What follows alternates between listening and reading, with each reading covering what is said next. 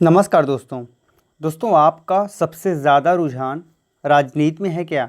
अगर वास्तव में आपका रुझान राजनीति में है तो आज के इस वीडियो को ज़रूर देखिएगा, क्योंकि आज के इस वीडियो में हम डिस्कस करने वाले हैं सांसद कैसे बने, अर्थात मेंबर ऑफ पार्लियामेंट कैसे बने। तो हे गाइस, आप इस वीडियो को अंत तक ज़रूर देखिएगा। चलिए वीडियो को शुरू करते हैं। हमेशा अपडेट रहने के लिए सब्सक्राइब करें और फिर बेल आइकॉन पर क्लिक करें।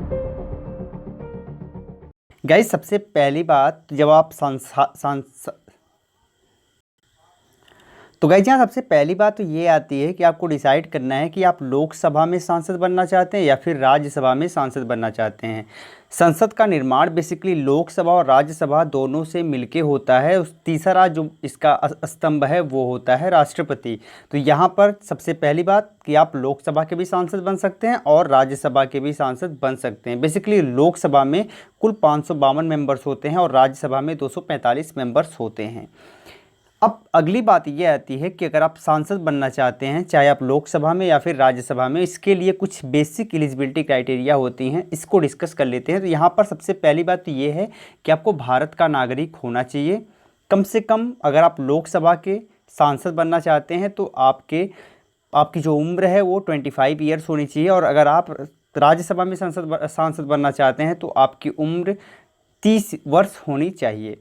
आपका कोई आपराधिक रिकॉर्ड नहीं होनी चाहिए, या फिर अगर आपके पास कोई आरोप है तो आप सजा याफ्ता ना हो, यानी कि आप जेल में ना हो। ठीक है। इसके बाद अगली बात आती है कि लाभ के पद पर आप नहीं होने चाहिए। उसके बाद लास्ट है, मतदान सूची में आपका नाम होना चाहिए। ज़रूरी नहीं कि कहाँ के मतदाता सूची में आपका नाम है, लेकिन मतदाता सूची में, कहीं के भी मतदाता सूची में, यानी पूरे भारत में कहीं भी मतदाता सूची में आपका नाम होना चाहिए। अगली बात आती है कि जब आप नामांकन करवाने जाते हैं तो यहाँ पर आपको कुछ जमानत राशि देनी पड़ती है। अगर हम यहाँ सामान्य या फिर ओबीसी कैंडिडेट की बात करें तो 25,000 रुपये के करीब आपको जमानत राशि देनी पड़ती है, जो कि रिफंडेबल होती है। और अगर आप SC ST हैं तो आपको 12,500 रुपये जमानत राशि के रूप में देना पड़ता है। अगर जब मतदान होता है फाइनली, उस जितने मत वैध मत होते हैं उनका छठा हिस्सा से कम अगर आपका मत आता है, आपने इससे कम मत अगर आपने प्राप्त किया है, तो आपकी जो जमानत राशि है वो जब्त हो जाती है, और इसी को बोलते हैं जमानत जब्त हो गई। तो ये आपको ध्यान देना है। इसके बाद जब आप नामांकन कराने जाओगे तो आपको नामांकन कराने से पहले या तो आप किसी पार्टी के द्वारा नामांकन करवाइए, यानी कि आप किसी पार्टी से जुड़कर, जैसे भारतीय जनता पार्टी, कांग्रेस या फिर समाजवादी पार्टी, बहुजन समाज पार्टी, ऐसी बहुत सारी पार्टीज़ हैं। या फिर आप निर्दलीय यानी अपने बल पर भी चुनाव लड़ सकते हैं। तो ये भी एक प्रोसेस है। अब आपको डिसाइड कर लेना है कि आप किस प्रोसेस के थ्रू नामांकन कराने जाते हैं। जब वोटिंग होती है तो इसके लिए चुनाव आयोग एक डेट निर्धारित करता है, और उस डेट पर इसके लिए वोटिंग होती है। वोटिंग में पार्टिसिपेशन भारत के नागरिक कर सकते हैं जिनकी उम्र 18 वर्ष या फिर उससे अधिक हो। अब आपको जानना है कि यहाँ पर अगर आप सांसद बन जाते हो तो आपको कौन कौन से लाभ हो सकते हैं।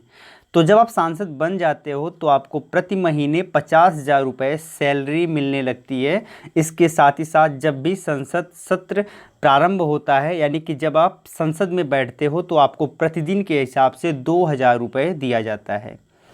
जब आप संसदीय क्षेत्र में कार्य करते हो उसके लिए जो भत्ता दिया जाता है वो लगभग 45,000 रुपये प्रतिमाह होता है। इसके साथ ही साथ आपका अपना एक कार्यालय होता है, उस कार्यालय का खर्च के रूप में आपको 45,000 प्रतिमाह मिलता है।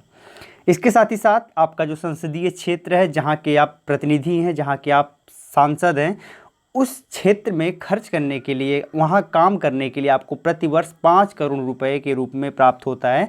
इसके साथ आपको अपना कपड़ा धुलने के या धुलवाने के लिए प्रतिदिन 600 रुपये का भत्ता, सफाई भत्ता दिया जाता है। इसके बाद अगर आपको कहीं यात्रा करनी है तो आप जो यात्रा का जो टिकट होता है उसका 75% आपके लिए ऑफ रहता है। आपको केवल 25% पे करना पड़ता है, और एक वर्ष में लगभग 36 हवाई यात्राएं फ्री जो हैं वो इसके अंतर्गत आती हैं। इसके बाद ट्रेन यात्रा, जब कभी भी आप ट्रेन में यात्रा करोगे तो आपको प्रथम श्रेणी के AC का टिकट आपको अलॉट करा जाता है। और जब कभी भी आप सड़क मार्ग से यात्रा करते हो तो आपको प्रति किलोमीटर 16 रुपये के हिसाब से भत्ता दिया जाता है। और फाइनली जब आप 5 साल का कार्यकाल आपका समाप्त हो जाता है या फिर उससे पहले आपने इस्तीफा दे दिया तो फिर फाइनली आपको पेंशन मिलने लगती है। और जो पेंशन होती है लगभग 20,000 रुपये प्रति माह के हिसाब से आपको पेंशन मिलती है। तो ये सारे के सारे लाभ आपको मिलते हैं अगर आप मेंबर ऑफ पार्लियामेंट बन जाते हो, यानी सांसद बन जाते हो। तो उम्मीद करते हैं कि वीडियो में जो भी हमने बताया वो आपके समझ में आया होगा। और अगर इसके बाद भी कोई कन्फ्यूज़न हो तो आप हमें कमेंट कर सकते हैं। गाइज़, अगर वीडियो अच्छी लगी हो शेयर करिएगा। पहली बार अगर आप इस वीडियो को देख रहे हैं तो हमें लाल लिखे सब्सक्राइब बटन पर क्लिक करके सब्सक्राइब कर लीजिएगा और घंटी पर भी क्लिक करके सभी नोटिफिकेशन को ऑन कर लीजिएगा, जिससे फ्यूचर में हमारी वीडियोज़ आपको सबसे पहले मिल पाएँ। बहुत बहुत धन्यवाद। जय हिंद।